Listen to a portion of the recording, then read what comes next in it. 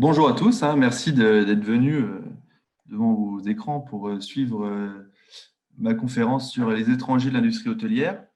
Alors, l'histoire de l'industrie hôtelière à Gérardmer est relativement bien connue. Les historiens locaux, notamment le club cartophile géromois, a déjà bien expliqué l'histoire des principaux établissements de la ville. Mais il y a toutefois un point qui n'a pas été abordé, c'est celui des employés de cette hôtellerie géromoise. Alors que l'exposition des archives départementales euh, nous invite à réfléchir à ceux qui ont posé leurs valises dans les Vosges, j'ai pensé à ces femmes de chambre alsaciennes, à ces maîtres d'hôtel suisses, à ces sommeliers italiens que j'avais parfois croisés dans les archives au cours de mes recherches. Et si l'histoire de l'hôtellerie vosgienne était aussi une histoire d'immigration, alors voici en tout cas une belle occasion de rendre à ces saisonniers étrangers, modestes ou influents, on verra ça, leur part de mérite dans l'âge d'or du tourisme à Gérardmer. Alors, après avoir rappelé rapidement le développement de l'industrie hôtelière à Gérardmer et du tourisme, on évoquera à partir des relevés que j'ai effectués dans les registres d'immatriculation des étrangers, qui sont justement les étrangers de l'industrie hôtelière. On parlera aussi de quelques figures emblématiques de directeurs et de maîtres d'hôtel. Puis enfin, ensuite, pardon, on verra ce que ces étrangers inspirent, notamment la suspicion et la méfiance aux yeux des populations locales. On parlera notamment du cas particulier du Grand Hôtel et Hôtel de la Poste, qui est aujourd'hui connu comme le Grand Hôtel, hein, sur la place du Tilleul à Gérardmer.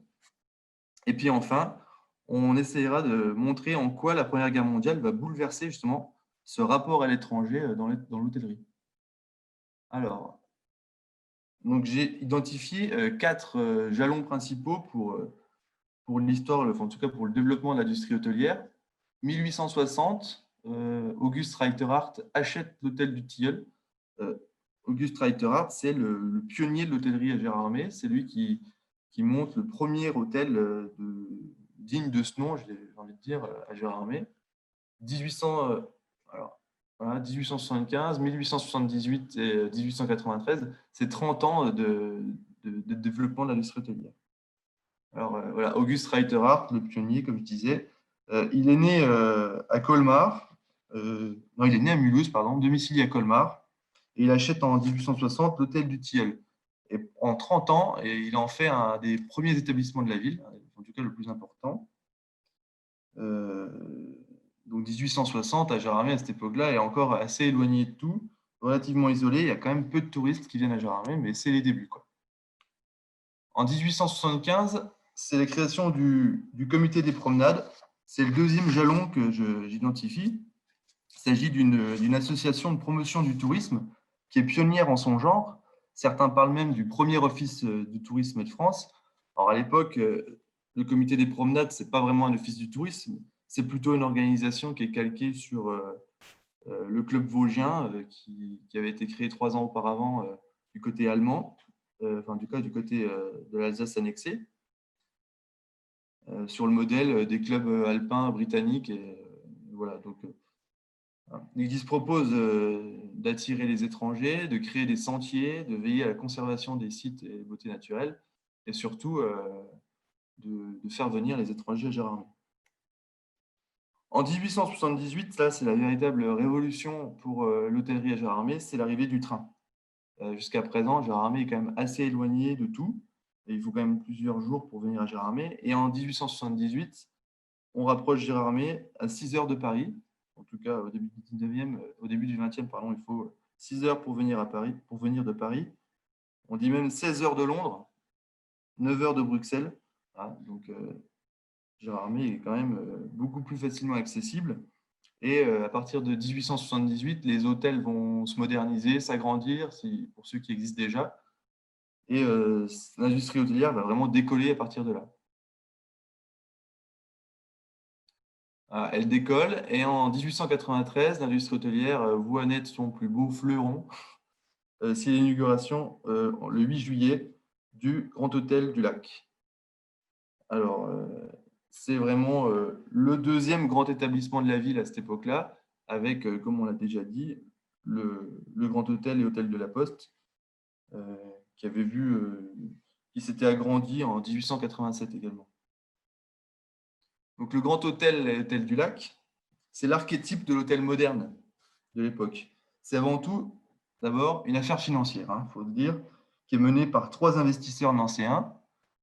L'architecte Désiré Bourgon, qui construit le bâtiment, le restaurateur Alexandre Clérin, qui va mourir juste l'année d'après, mais voilà, il fait partie des 3 protagonistes. Et puis Adolphe Garnier, qui est le monsieur tourisme à Gérardmer, ex-notaire de Gérardmer, qui a pris sa retraite à Nancy et puis qui profite de sa retraite pour monter une affaire financière et créer le Grand Hôtel du Lac. Quelques années auparavant, il avait même aussi fait la société des casinos, enfin des villas et du casino. Donc, Adolphe Garnier, d'ailleurs, c'est celui qui possède le plus d'actions dans l'affaire. On voit qu'il possède 94 actions, qui est l'actionnaire majoritaire. Parmi les actionnaires de ce grand hôtel, on peut signaler des personnalités connues, comme Benjamin Potcher, qui est industriel à Busan, mais qui est le père de Maurice Potcher, le dramaturge qui crée le Théâtre du Peuple. On voit aussi Ruinart Père et Fils, la maison de Champagne, qui est quand même assez connu, et puis le poète Émile Inzelin, qui est un fervent défenseur aussi du tourisme dans les Hauts-de-Vosges, en tout cas à Gérardmer aussi. Voilà. On voit que le Grand Hôtel du Lac, tout de suite, se place comme le Grand Hôtel de Gérardmer, avec comme argument de vente un service de table très soigné, comme si ça le démarquait des autres hôtels de l'époque. Alors peut-être qu'on verra, peut-être que c'est un hôtel qui est plus moderne, avec un service de table plus soigné et des employés qui sont plus compétents peut-être que ceux qui fréquentaient les hôtels existants avant. À la fin du 19e, au début du 20e, on estime à peu près la fréquentation de Gérardmer à 50 000 visiteurs par an, enfin par saison. Voilà. Alors, qui sont donc les employés de l'hôtellerie? Pour faire fonctionner cette industrie, il faut bien sûr trouver des employés. Pendant les premières années du développement de cette industrie, la question ne se posait pas vraiment. Les hôtels étaient tenus par des Vosgiens, c'était des petites maisons de pension, des auberges, etc. Et les hôtels cultivaient finalement leur charme un peu rustique et ça convenait plutôt bien aux premiers touristes qui avaient fait un long voyage et qui cherchaient un peu le dépaysement et la rusticité. Puis, comme l'attrait de la ville grandit, que les touristes viennent plus nombreux, à partir de 78, le train amène vraiment une clientèle plus abondante, qui est aussi un peu plus riche, plus citadine, plus habituée au luxe, puis aux stations de la Côte d'Azur. Il faut les contenter. Et donc, les investisseurs qui ont monté, par exemple, le Grand Hôtel du Lac, vont chercher des personnes, je dirais, des personnes capables de travailler pour ces personnes-là, enfin, pour ces touristes-là. Donc, alors l'atout majeur d'un bon employé d'hôtel, c'est avant tout sa capacité à parler plusieurs langues. Quand on doit faire face à une clientèle qui vient de toute l'Europe, il faut pouvoir parler plusieurs langues. Il faut aussi connaître et maîtriser un univers complexe. Le service, la bienséance sont à cette époque quand même assez codifiés. De ce fait, l'emploi de travailleurs étrangers dans l'industrie hôtelière est une quasi-obligation parce qu'à Gérardmer et puis en France, il n'y a aucune formation professionnelle hôtelière qui existe. En tout cas, pas avant 1910. Alors qu'à l'étranger, ces formations existent et les pays sont même organisés. En Suisse, d'abord, qui est le pays du tourisme, le pays de l'hôtellerie, et qui bénéficie déjà d'une réputation assez inégalable en la matière, la première école suisse d'hôtellerie est créée en 1893 à Lausanne. Elle est créée par la Société suisse des hôteliers.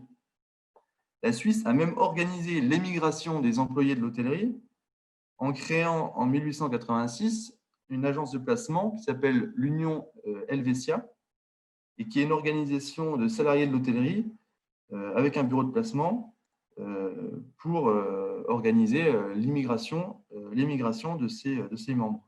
En 1898, il y a 1364 membres qui sont tous directeurs ou maîtres d'hôtel et qui sont prêts à partir travailler dans toute l'Europe.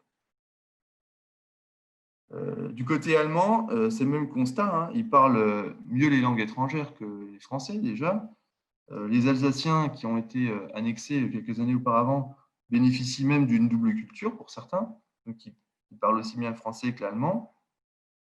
Et l'enseignement professionnel hôtelier est lui aussi déjà présent en Allemagne.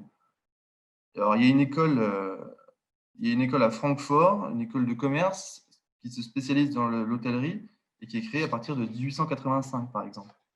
Elle a même été créée par un immigré français. Donc, voilà.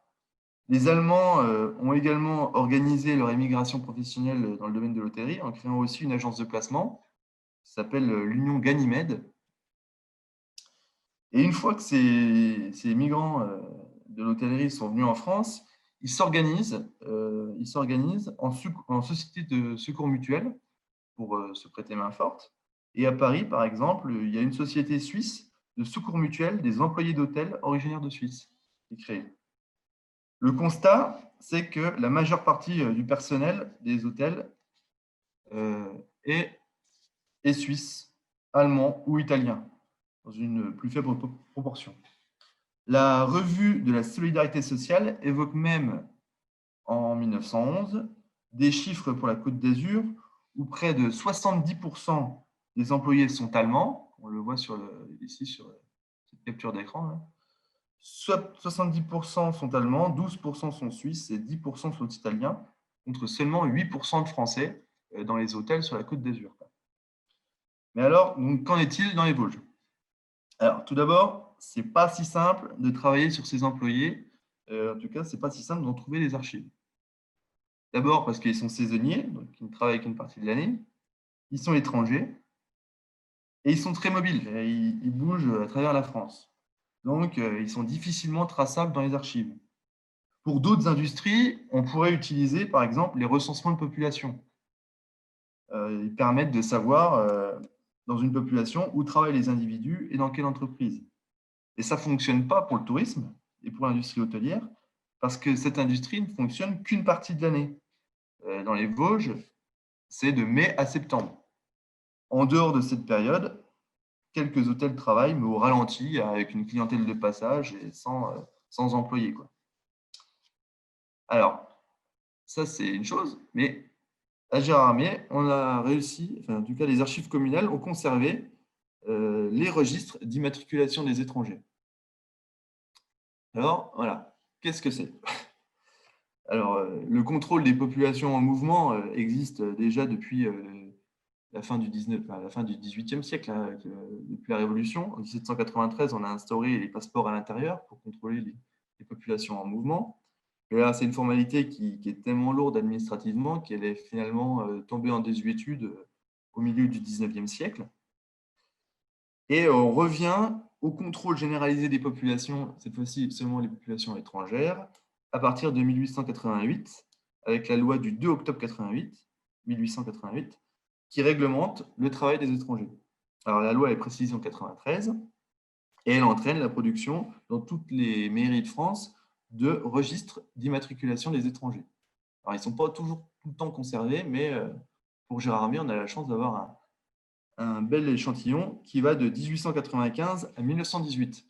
Donc, il y a des milliers de déclarations de travail comme ça qui sont faites. Alors, on voit le nom de la personne, son lieu de naissance, sa date de naissance, sa nationalité. Ici, un Autrichien, enfin, en tout cas une femme de chambre autrichienne qui vient travailler à l'hôtel Beau Rivage et qui arrive à Gérardmer le 24 mai 1899. Voilà. Donc moi, j'ai effectué un relevé pour 1895 à 1907. Alors, je n'ai pas eu le temps d'aller jusqu'à 1914 parce que c'est quand même super long de faire ça. Et j'ai conservé, donc dans les registres d'immatriculation des étrangers, que ceux qui travaillent dans l'industrie hôtelière. Alors, j'ai évincé tous les maçons italiens qui composent quasiment tout le reste du registre. À Gérardmer, il y a soit des maçons italiens, ainsi je schématise, soit des maçons italiens, soit des Suisses et des Allemands qui travaillent dans l'hôtellerie. Et puis des bonnes alsaciennes ou des servantes alsaciennes. Voilà. En gros, schématiquement, c'est ce qu'il y a. Alors, tout d'abord, on voit le nombre d'étrangers dans l'industrie hôtelière par année. Et on voit que ça augmente. de 95 à 1907, on double quasiment le nombre d'étrangers qui s'enregistrent tous les ans, toutes les saisons. Mais si j'ai pas continué la suite, enfin, j'ai pas pu faire le relevé jusqu'à 1914, mais on pourrait voir que ça continue d'augmenter jusqu'à 1914, quoi. Ah bah forcément, ça continue d'augmenter puisqu'il y a de plus en plus d'hôtels à Gérardmer. Ils s'agrandissent et il y a plus d'employés, il y a plus de touristes. Donc, voilà. Ensuite, j'ai essayé de… Alors déjà, on peut parler de la répartition hommes-femmes. Il y a 85% d'hommes parmi ces étrangers qui viennent travailler à Gérardmer l'été et 15% de femmes. Quelle nationalité parmi les employés? Alors, on voit principalement des Allemands. 55% sont allemands. Et parmi ces 55% d'Allemands, il y a les 3/4 qui sont alsaciens-lorrains, qui viennent d'Alsace, annexés. On remarque qu'il y a 20% de Suisses à peu près, et puis 20% d'Italiens. Puis une petite portion d'Autrichiens. Parmi les Allemands, donc comme je disais, les 3/4 viennent d'Alsace, et puis le reste d'Allemagne. Là, il n'y a rien de surprenant, c'est la proximité géographique qui fait ça. Et puis les liens qu'entretiennent les optants, ceux qui ont opté pour la nationalité allemande, ceux qui ont opté pour la nationalité française, avec des employés. Alors, il y a beaucoup d'industriels alsaciens qui sont venus travailler, qui sont venus s'établir en France. Donc, il y a toujours des liens entre l'Alsace annexée et la France. Alors, on va regarder maintenant par hôtel, parce que c'est pas mal. Dans les registres d'immatriculation, parfois, ils disent dans quel hôtel ils vont venir travailler. Quand on regarde tous ceux qui déclarent venir travailler au Grand Hôtel du Lac, on se rend compte qu'au Grand Hôtel du Lac, on a 37% de Suisses contre 31% d'Allemands. On a une plus forte proportion de Suisses et d'Italiens au Grand Hôtel du Lac que dans l'ensemble. Ça s'explique parce que le Grand Hôtel du Lac, c'est un hôtel de haut standing. Donc, on va chercher des ouvriers plus qualifiés. Et les Suisses, à cette époque-là, sont considérés comme le nec plus ultra de l'employé d'hôtel. Ils ont une grande expérience dans l'hôtellerie. Ça fait des années, des dizaines d'années que l'hôtellerie suisse est au top. Donc, la réputation des Suisses n'est plus à faire. Donc, c'est pour ça que dans le Grand Hôtel du Lac, on embauche plus de Suisses qu'ailleurs. Puis aussi, des Suisses sont plus formés. Si on regarde au Grand Hôtel et Hôtel de la Poste, qui est tenu par Auguste Reiterhardt, dont on a déjà un petit peu parlé, qui était alsacien, qui a opté pour la nationalité française en 1972, et ben on voit qu'il y a beaucoup d'Allemands. Bah, c'est sûrement les liens culturels qu'entretient Auguste Reiterhardt avec les Alsaciens lorrains et les Allemands. Si on regarde maintenant les professions des hommes suisses de ces registres d'immatriculation, on voit que les hommes suisses ont des professions, ont une grande variété de professions. Les mieux représentés, c'est cuisinier, 15%. Et puis, j'ai rassemblé les fonctions d'encadrement. Donc, dans les fonctions d'encadrement, on trouve secrétaire d'hôtel, directeur et maître d'hôtel. Et là, on arrive à presque 20%. Donc, c'est ce que je disais tout à l'heure. Les Suisses, comme employés d'hôtel numéro 1, sont parmi les encadrants. Et on arrive ensuite des professions comme portier, sommelier, garçon de salle, garçon d'hôtel, valet de chambre, qui sont des professions au contact des touristes, qui nécessitent des compétences en langue, par exemple. Et on voit que les Suisses, là, sont bien représentés sur ces professions-là. Pour les Allemands, en revanche, c'est des professions quand même au contact des touristes, mais il y a peu de fonctions d'encadrement. On voit sommelier beaucoup. Le sommelier, c'est un peu le sous-garçon d'hôtel. C'est un serveur classique, quoi. Si on regarde maintenant les hommes italiens, alors là, c'est intéressant parce que les hommes italiens, ce n'est pas forcément une nation à la pointe dans l'industrie hôtelière, mais il se trouve que les Italiens ont sûrement c'est sûrement une main-d'œuvre plutôt plutôt bon marché et on les retrouve dans des professions comme laveur, plongeur, voilà, blanchisseur, qui sont des professions plus subalternes, même si on a des cas particuliers. Alors, on peut juste citer le cas particulier chez les Italiens de la famille Paletto, alors que je vais essayer de vous montrer rapidement. Hop.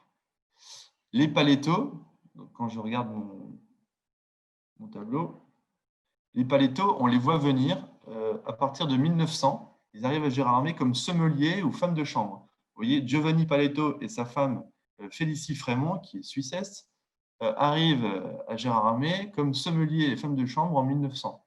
Et ils travaillent, en tout cas pour Giovanni Paletto, au Grand Hôtel du Lac.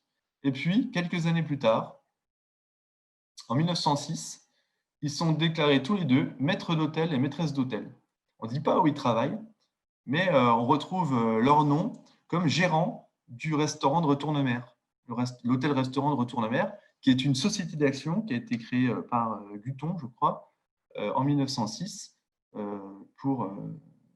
Et donc, ils ont, si vous voulez, un peu grimpé la hiérarchie de l'hôtellerie pour se finir maître d'hôtel, gérant d'une société à Retourne-Mer. Voilà. Donc là, c'est intéressant de voir ce parcours-là d'Italien. Hop, je reviens à ma présentation. Ensuite, on parle vite fait, on parle des femmes, qui représentent quand même 15% de l'effectif. Et bien, la plupart des femmes à l'époque-là travaillent comme femmes de chambre. Ce n'est pas une surprise. Hein. Ou servantes, ou repasseuses, cuisinières. Enfin, on a une variété quand même de professions. Première lingère, fille de cuisine. Bon, voilà. Il y a quand même deux sommelières, qui est plutôt rare, et une maîtresse d'hôtel, dont on a parlé tout à l'heure, qui est en fait Félicie Frémont, qui est la femme de Giovanni Paletto. Alors, voyons maintenant quelques cas exemplaires de directeurs d'hôtel, parce que là, on a vu tous les employés de l'hôtel. Maintenant, on peut évoquer rapidement quelques directeurs d'hôtel. Alors, les directeurs du Grand Hôtel du Lac ont tous quasiment été étrangers, sauf un, avant 1914. D'abord, le premier d'entre eux, c'est François-Dominique Vincent de Maggio Durazzo, qui est nommé par le conseil d'administration du Grand Hôtel du Lac en 1893. Il arrive en France, alors à une date inconnue, on ne sait pas exactement quand est-ce qu'il arrive en France, mais en tout cas, il prend la direction tout de suite, il prend la direction en tout cas du Grand Hôtel de la Californie à Cannes. Et on voit sur la publicité que l'hiver, il avait la direction du Grand Hôtel de la Californie à Cannes, et l'été, il était directeur du Grand Hôtel du Lac. Alors par la suite, Durazzo se retrouve propriétaire, cette fois-ci, mais du Grand Hôtel à Oulgat. Voilà. Donc à cette époque-là, il y a bien deux saisons touristiques, l'hiver sur la Côte d'Azur et l'été dans les stations climatiques, comme Gérardmer par exemple. Donc un directeur d'hôtel, bien souvent, deux établissements à gérer, l'un l'hiver, l'autre l'été. Et d'ailleurs, son personnel le suit. On le voit par exemple au Valtin, dans l'hôtel de Guillaume Bousse, dont on parlera tout à l'heure, on voit que les employés suivent le directeur. Alors, Maggio Durazzo finit par être naturalisé français en 1908. Il est naturalisé français et d'ailleurs, ils sont tellement intégrés à la nation française, enfin, à la France. Le fils aîné de la famille s'est battu aux côtés de la France pendant la Première Guerre mondiale et est mort en 1918 en Belgique. Et la fille, qui est née à Gérardmer, Cécile de Maggio Durazzo, a été décorée de la Légion d'honneur pour son action au cours de la Seconde Guerre mondiale, puisqu'elle était espionne dans un réseau elle était dans un réseau de renseignement de la Seconde Guerre mondiale. Et donc, elle a été décorée de la Légion d'honneur. Une Géromoise dont on a oublié l'histoire. Les successeurs de Durazzo sont eux aussi étrangers. Il y a Henri Arnold qui prend la suite, qui est né en 64 à Zurich et qui tient également, qui gère également l'hôtel des Anglais à Beaulieu-sur-Mer. Il est propriétaire de l'hôtel des Anglais à Beaulieu-sur-Mer. Et puis, il faisait les saisons d'été au bain du Gürningel en Suisse. Voilà. Et puis, Gustave Fabech, un Autrichien qui prend la suite d'Henri Arnold, né en 59 en Pologne, enfin, il est autrichien.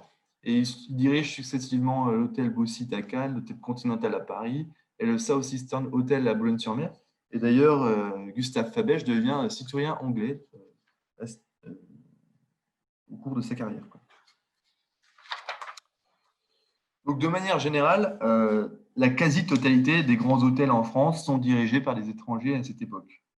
Le plus célèbre de tous, d'entre tous, c'est César Ritz, le fondateur des hôtels Ritz, qui commence comme serveur, sommelier, maître d'hôtel, et puis finit par bâtir un empire dans l'hôtellerie.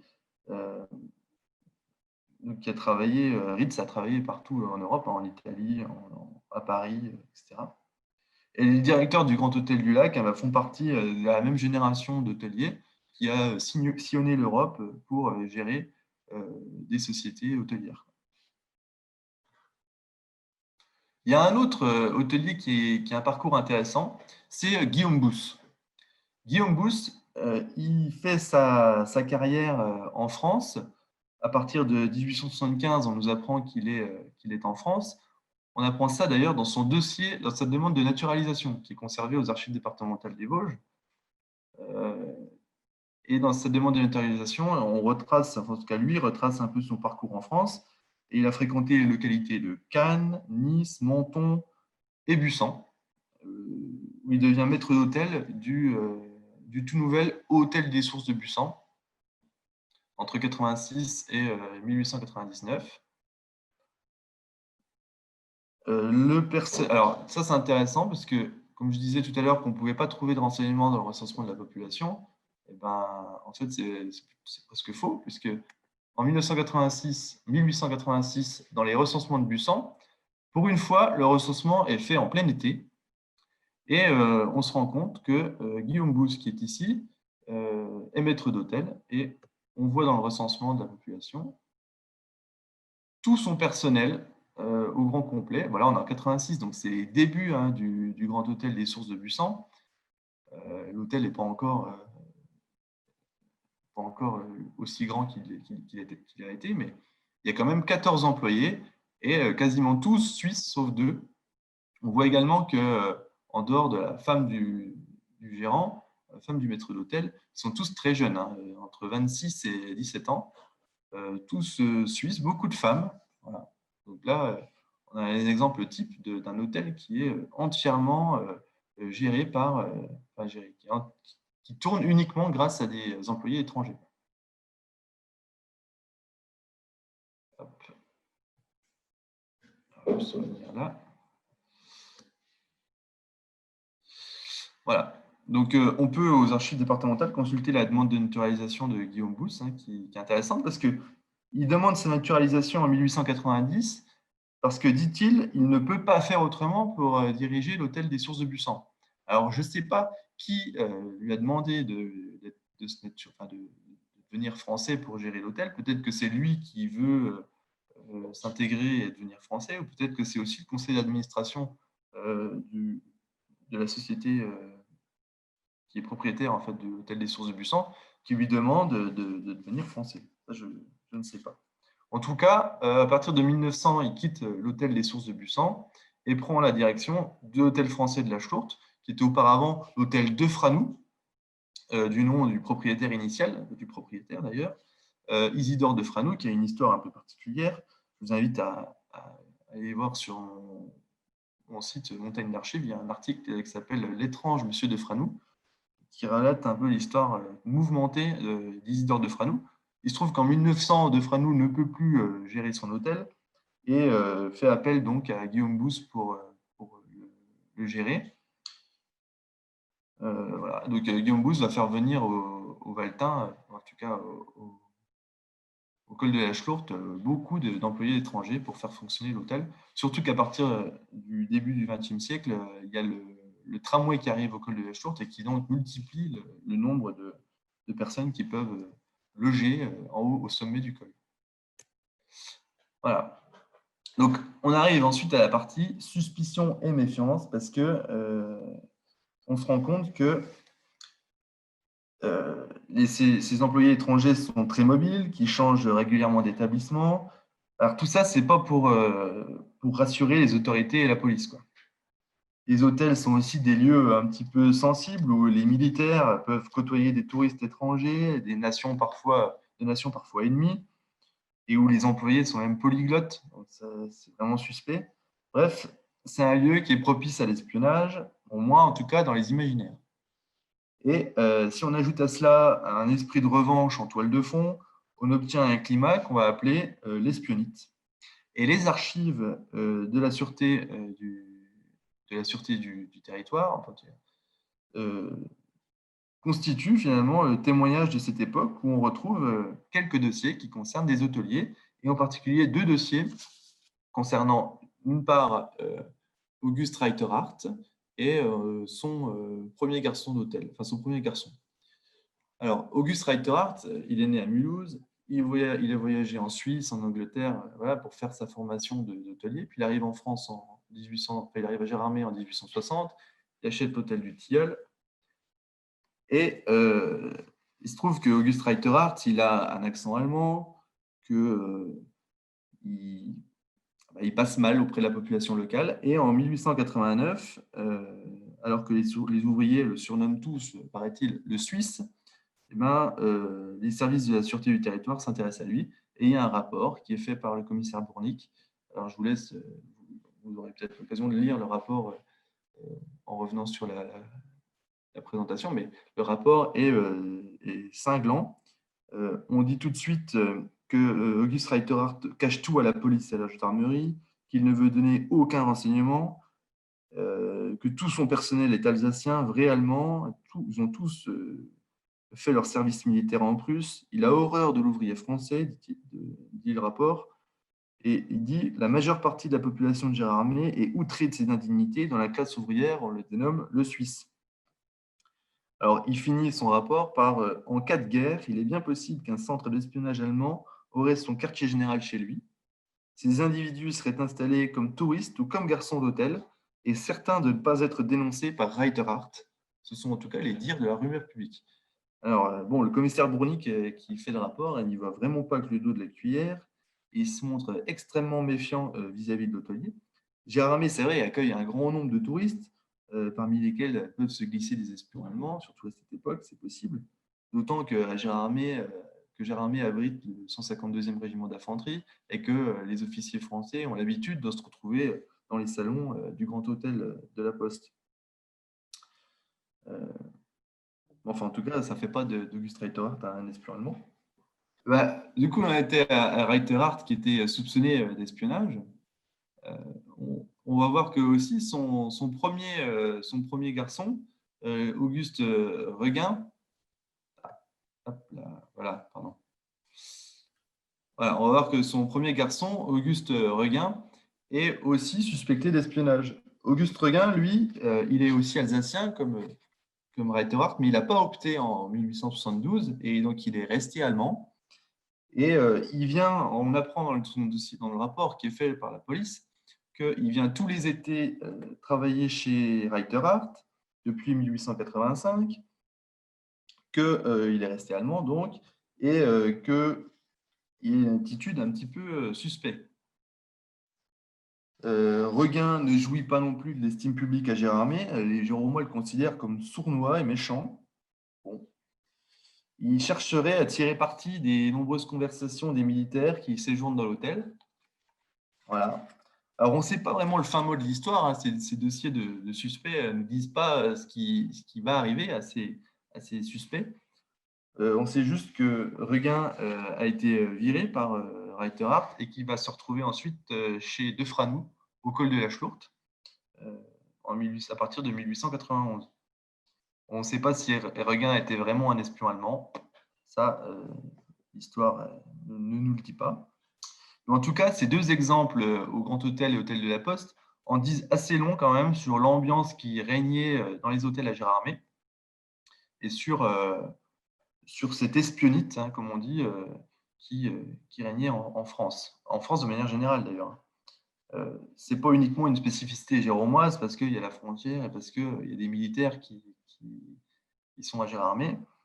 La figure, si vous voulez, on appelle ça le garçon d'hôtel Bosch, la figure de l'espion allemand caché dans un hôtel comme employé, c'est une figure qui revient souvent dans les faits divers de l'époque, hein, parce qu'on arrête, c'est vrai, régulièrement des espions allemands dans les hôtels, mais aussi dans les représentations.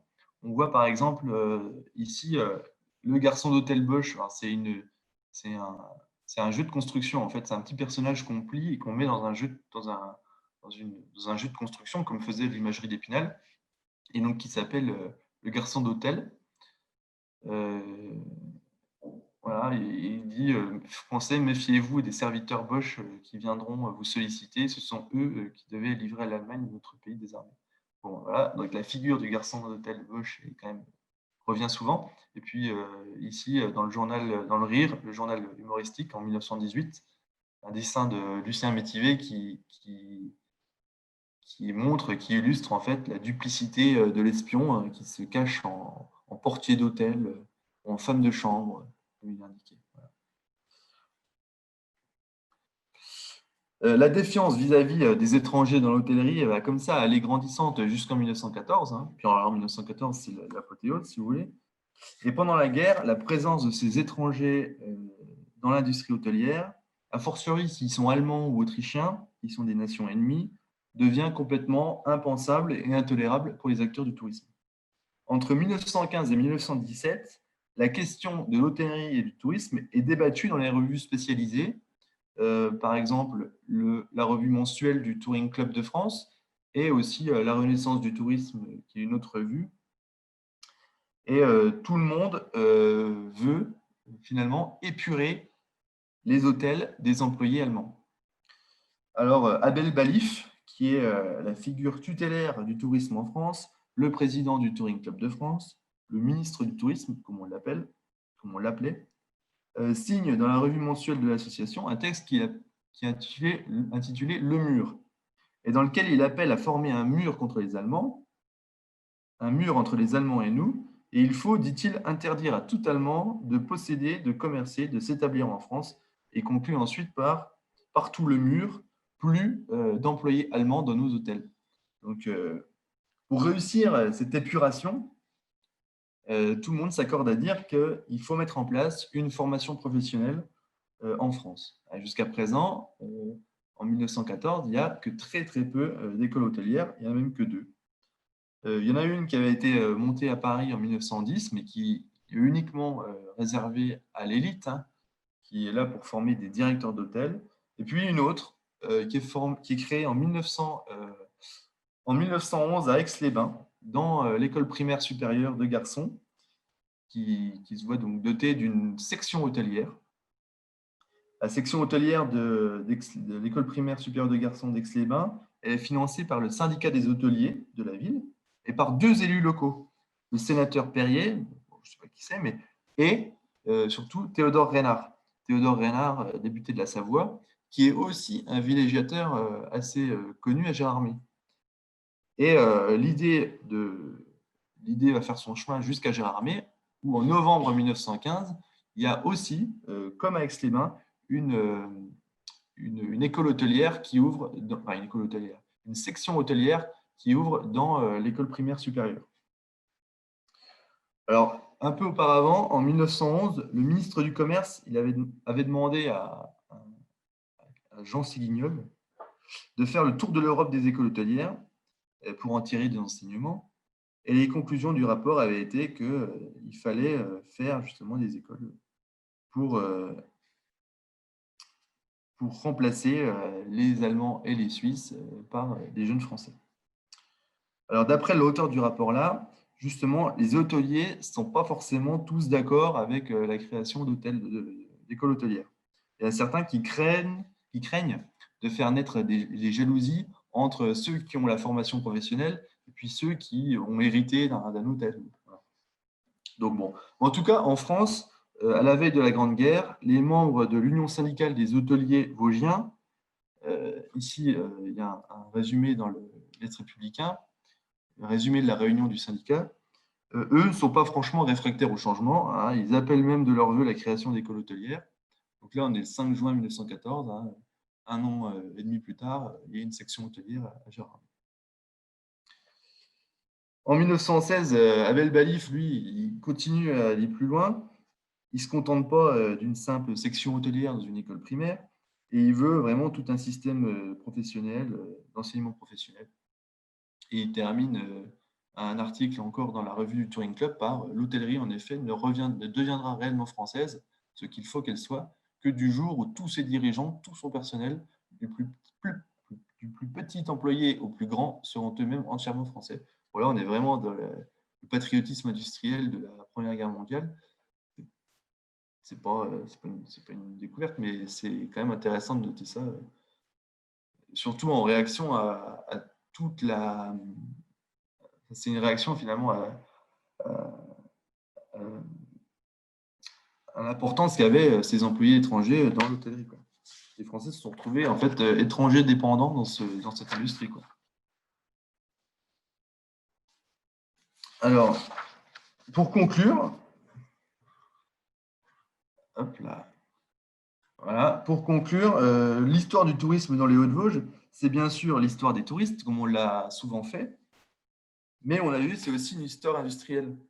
L'industrie touristique dans les Vosges s'est développée après les autres grandes régions touristiques, hein, la Suisse, la Côte d'Azur, mais on voit bien qu'elle ne s'est pas faite toute seule. Les investisseurs vosgiens, en particulier Adolphe Garnier, par exemple, à Gérardmer, sont allés chercher des savoir-faire en Suisse, en Allemagne, en Italie, notamment pour le poste capital de directeur d'hôtel. Mais on voit aussi que dans l'ombre des directeurs, il y avait toute une nuée d'employés qui étaient eux-mêmes étrangers. Des sommeliers, des laveurs, des plongeurs, des liftiers, des chasseurs, enfin, toute une panoplie de métiers différents. Et tous étaient étrangers.